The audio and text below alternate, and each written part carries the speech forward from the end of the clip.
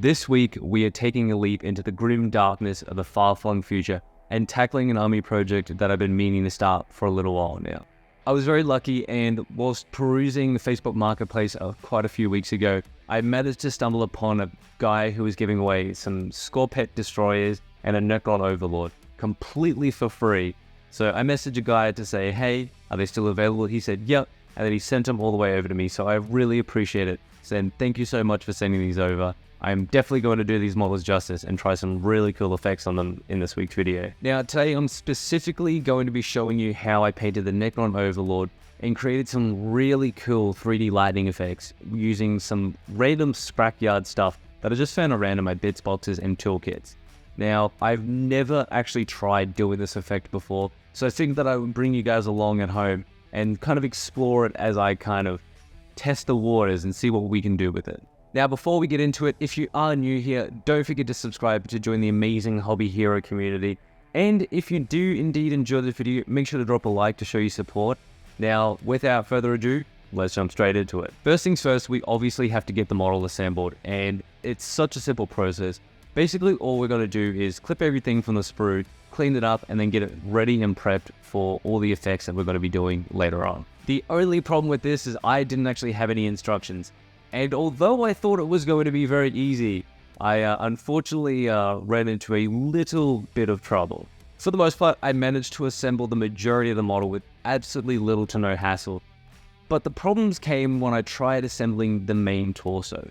For whatever reason, I wasn't able to clip the back piece in very easily, and I kind of had to fiddle around for roughly about 5 minutes. And eventually I managed to slot it in, and with that, it was time to move on to the next step. Next up, I superglued him to this custom base that I found from Legend Games. I also wanted it to look like this Overlord was standing on the ruins of an old Necron world, so I slapped some Vallejo texture paste on the sides of the base.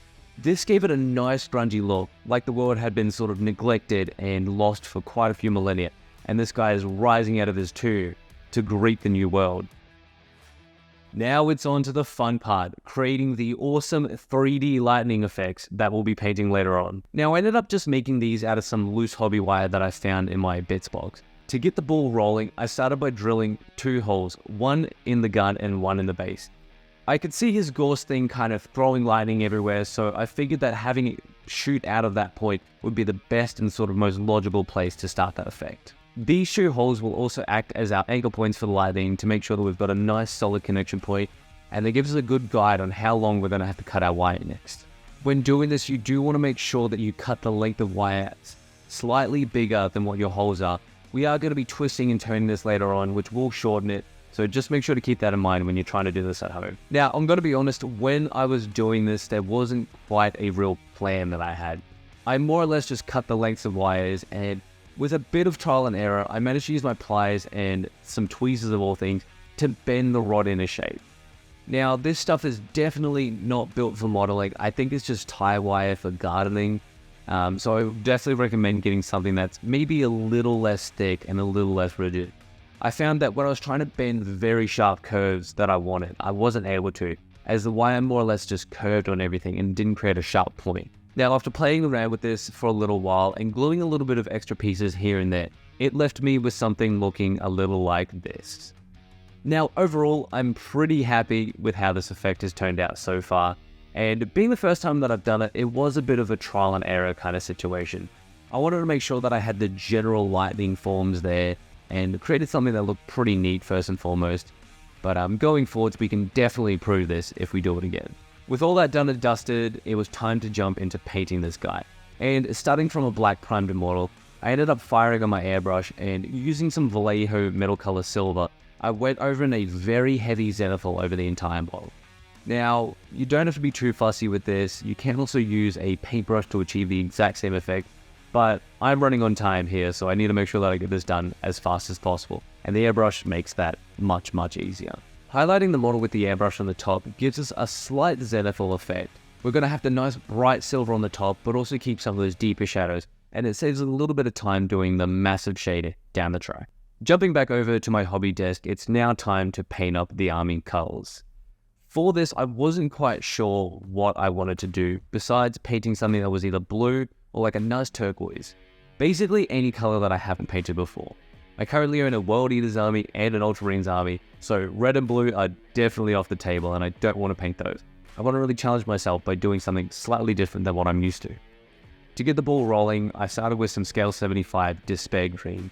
And I know that originally the cloak on him is actually painted gold, but I wanted to make this sort of a very cool cloaking sort of thing and painted it up with this Despair Green, as well as the pauldrons on his arms to show him that he's aligned to these guys.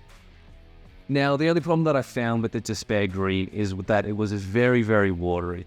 And I'm not quite sure if that's a caveat to me not mixing the paint properly because I've never actually used it before, or just a matter of the paint being very, very thin in general. Overall, it ended up taking me roughly 3 or 4 coats to get full opacity, and even then I don't think I was quite happy with how it was going.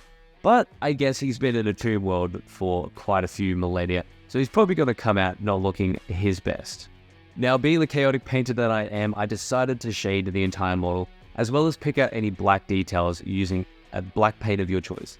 Personally, I'm currently using a Vallejo Air Color Black, which is very, very thin. I use it from my base rooms, and I have found that it waters down very nicely. So if you're looking to get a paint that you can wash your model with, I would highly recommend this one. Now, when it came to actually washing the model itself, I made sure to mix it down roughly, I would say 2 parts water, maybe even 3 parts water to 1 part paint. You want it to be thin enough to get in all the recesses and not thick enough to coat all the upward facing areas. Did wait for this to dry as well and then came back with a second coat and just sort of glazed it into the recesses to really drive that shadow effect on the model. Now, this looked really cool, but I wasn't 100% happy with how the metallics were looking. And seeing as he's been on ice for quite a few years, I decided to get a little bit of burnt umber, water it down to a similar consistency as our black paint. I gradually glazed this over all the areas that I wanted to add a bit more visual interest. Mostly I was looking for areas where water would pool, so these were things like his knees, the joints in his hands, and the deepest recesses on his upward chest. Now I find that this makes the metallics look a lot more interesting and just gives it a little bit more visual interest. Using the same color, I did also come over and just slap it all over the texture paint that we put on its base. This just makes it look like the world's a bit more neglected, just like the Necron himself, and ties him into the model by putting a little bit on his feet so that he looks a bit more grounded. Now it was time to get all the gold details blocked in, and naturally, I went for a brass paint. Now, there's no secret way to put on this paint. You basically just thin it down with a little bit of water to the point where it flows nicely because it is quite thick, and then I just painted this over all the areas that I wanted to be gold. Now, I went ahead and finished the green details next. I went ahead and decided to finish up all the greens on the model. Mixing in some Cyberite green with our original paint, I gently lay it up to a final bright highlight, mixing a little bit more Cyberite green as I went on. Now, when you're doing this, you do want to make sure that you're covering a slightly small area each time. This not only builds a nice subtle gradient, but it also makes it pop as you reach those upper highlights and makes a little bit more sense when you look at it visually. Then, as always, to really make these panels pop, it was just a matter of edge highlighting it, and with that, they were all done. I will admit the one thing that I found out with this paint was that it was really hard to edge highlight.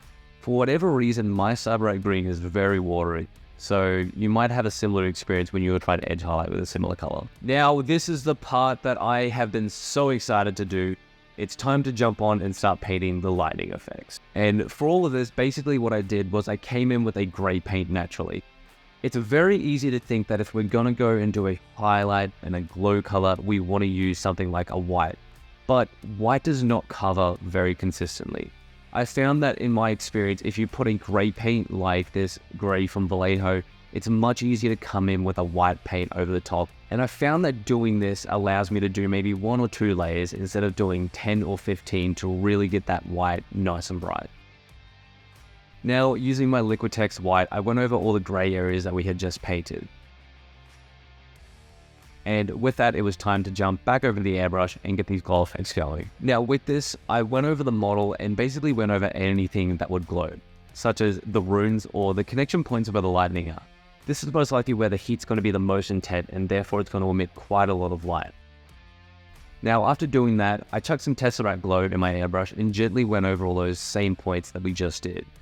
This is going to create a very subtle effect, and since it's the glow on the actual model itself, it will be slightly more dull than the lightning that we're going to be painting next.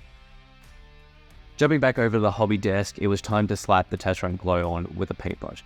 As you can see, we've already got a nice bit of glow effect going, but just manually brushing this over everything really makes the model pop and sells our lighting effect. With all the glow details painted up, I decided to come back with my original colors and just clean up any areas that I wasn't super happy with the glow.